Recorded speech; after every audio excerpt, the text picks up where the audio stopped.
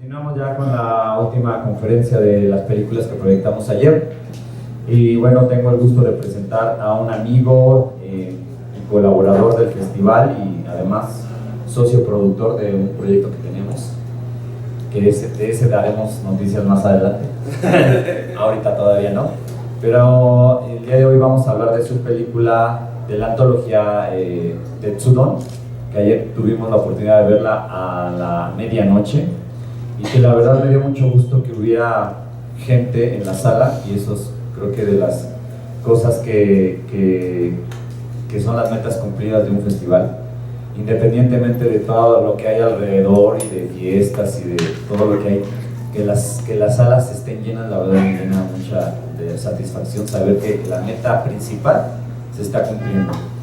Y además un horario que aquí el señor me reclamaba mucho, que era un mal horario para su película, pues nos parecía todo lo contrario y se lo demostramos. Que la verdad que era un buen horario porque la gente viene a ver películas, y aunque sea un horario en la noche, la gente le interesa ver las películas. Así es que si ustedes pudieron verla ayer, pues vieron la sala que estaba llena, casi llena.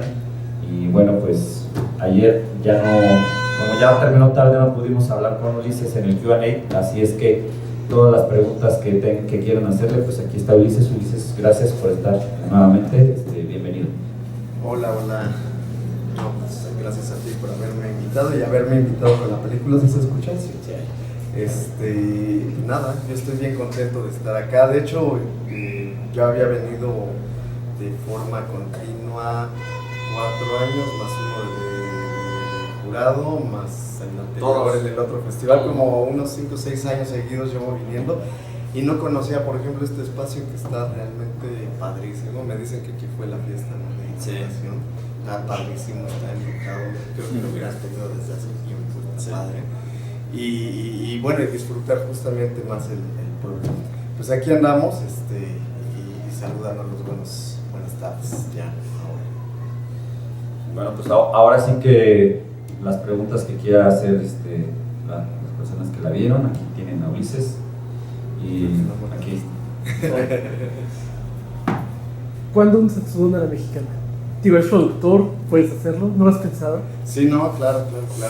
De hecho, fíjate que cuando vimos el segundo Tetsudon, que es el que trajimos aquí a Ferata, no son consecutivos, o sea, es como una serie suelta. Que Tetsudon quiere decir el señor de hierro, o don hierro, literal.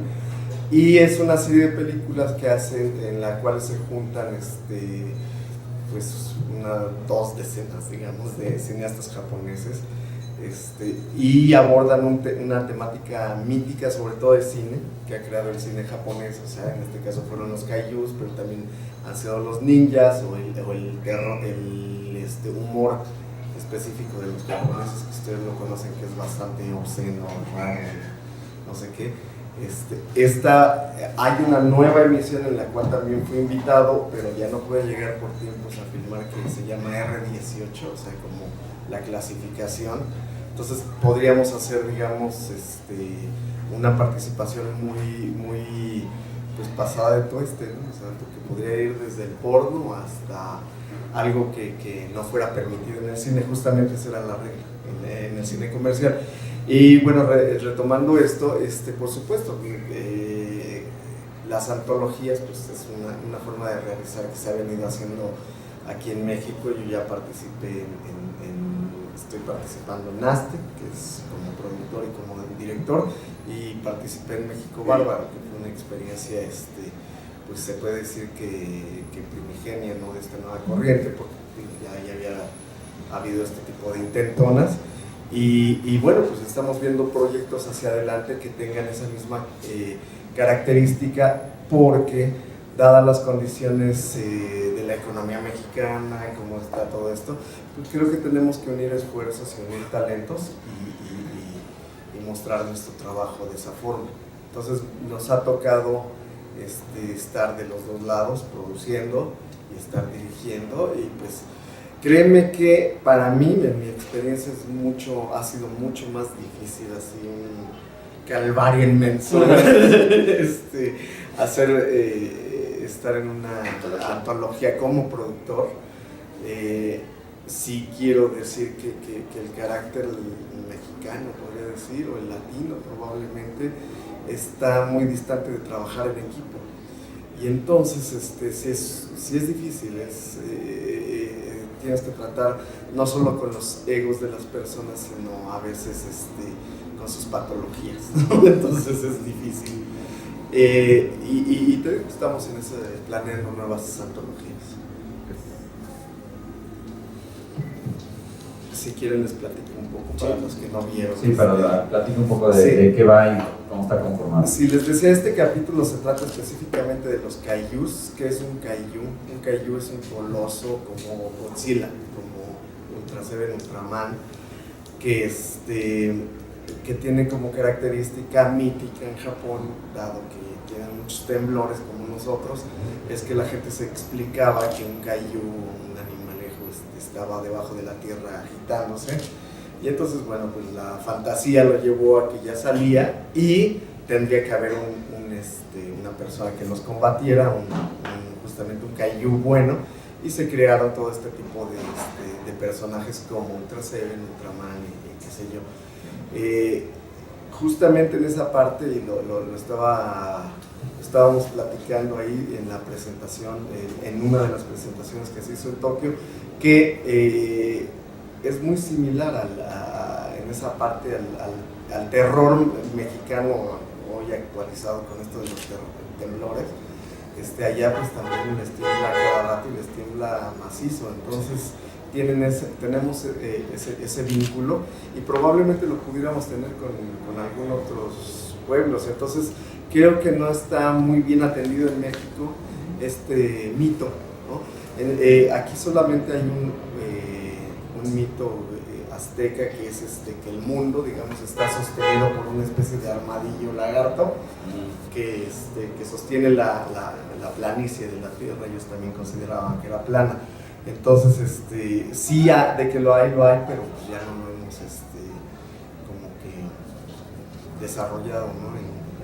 en la mitología y menos en la cinematografía. Y ha sido, esta parte sí ha sido una de las tareas que no es que se haya impuesto, sino que ha tomado el cine fantástico. En realidad creo que ese es uno de los logros que está haciendo el cine mexicano. Fantástico, a mí me da mucho, ¿qué les diré? Me da mucho curiosidad, a veces orgullo y a veces así como reticencia, no sé cómo decirlo, el que de pronto en festivales me voy encontrando cada vez a personas que cuando yo era muy joven me aconsejaban que no hiciera literal pendejadas de cine fantástico, que no desperdiciara mi tiempo, que era un género muy feo, que era o muy caro de hacer, o muy difícil de hacer, o que todo el cine mexicano que se hacía en ese tenor pues era chafa. Pues la realidad es que al final del día, pues ahora sí que los que he explicado piedra en ese sentido, podemos ver que hay no solo ya una ola que ya se venía viendo desde Feratum desde hace años, ¿no? Sino ya hay una consolidación, ya hay incluso por ahí escuelas que se dedican específicamente a enseñar en el género, ya hay sindicatos, ya hay de todo, pues, y hay una gran corriente. Entonces, eso sí es un trabajo que se ha hecho. Entonces, pues por ahí va. Esto lo ligo con esta película japonesa que pues en la vida hubieran invitado a un mexicano, y en específico a mí, si no hubiera habido este tipo de trabajos que previamente se hicieron. La verdad es que México Bárbaro nos fue bastante bien. Fue en el 2015, creo, la presentamos ahí en Sitges, o sea, hace un par de años, y dirían los argentinos, la rompimos, nos fue bastante bien. Se vendió por todo el mundo, distribuida por una distribuidora característica emblemática de este género, y pues hemos andado de aquí para allá con ese tipo de historias. Entonces, bueno, en ese sentido lo ligo con esta parte. Y pues bueno, una cosa más que podría agregar es que Kaiju, de Kaiju Match, Dream Match. Todavía tiene una vida muy joven, ha estado en 3 festivales en Asia,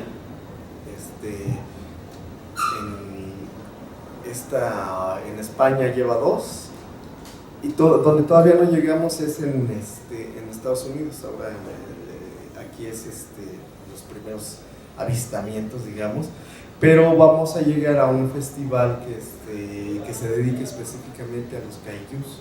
Ya nos invitaron en Los Ángeles. ¿Cómo se llama? Es algo de fantástica. De puro kaiju. De puros kaiju, así puro freak de kaiju. ¿Pero vas a ir para allá? Eso espero. Okay. Y va a ser en febrero, entonces por allá. Ya espero andar. Pues. Y ya los ojos se te están haciendo así, peladitos. Sí, ya sí. Por lo de los japoneses. Pues sí, o sea, sí le he echado ojitos. Ok. Sí le he echado ojitos a una cultura que siempre he admirado, pero que ya estando en contacto de su forma de trabajar y del trato cotidiano y todo, entonces es una cultura realmente admirable. No duda. Sí, señor. ¿Por qué utilizar al mocho bebé de... ¿Por qué, perdón? Utilizar al mocho bebé de Cacamán? Ah, ya, ¿por qué Cacamán?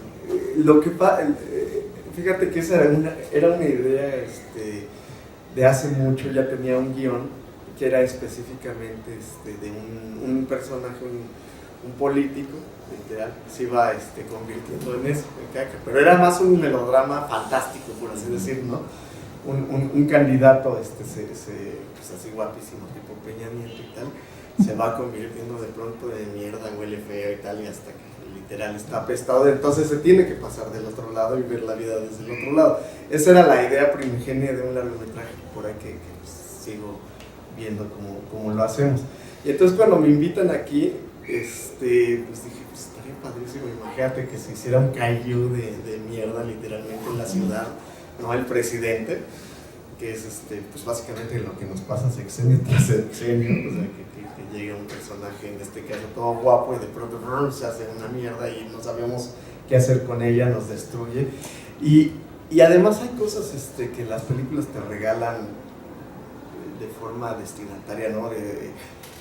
Cuando la hice hay un cortito por ahí un tráiler en la red que subí, de que iba a haber un terremoto y porque estaba saltando este personaje sobre la Torre Latino y sobre el Monumento a la Revolución y todo esto, y pues bueno, le atiné.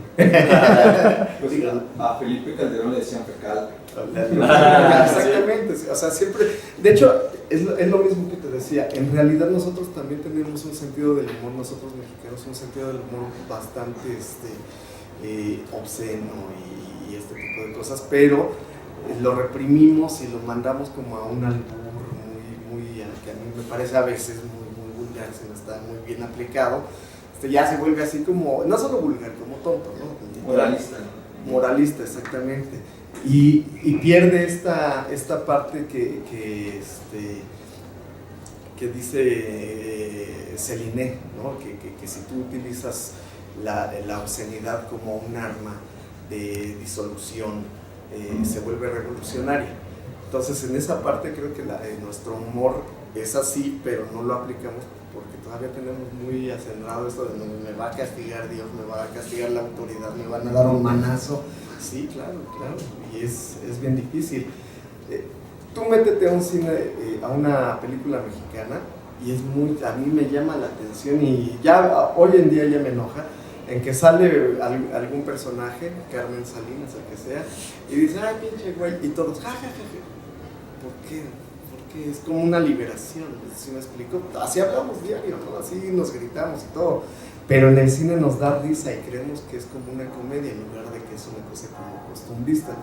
Y pues sí habríamos que pensar un poco cómo es esta parte de nuestro sentido del humor. En esa parte yo tengo justamente lo que les comentaba, yo me formé en el CUEC, yo soy egresado del CUEC. Entonces la verdad es que ahí hicimos una especie como de corrientita de que queríamos hacer cine de terror, y nos decían lo que les había comentado, que no hiciéramos, que era pérdida de tiempo, etcétera. Pero el asunto es que ahí estaba, no prohibido, nunca prohibieron nada, pero sí estaba como vetado hacer ese tipo de géneros o comedia, ¿no? Todo es la solemnidad.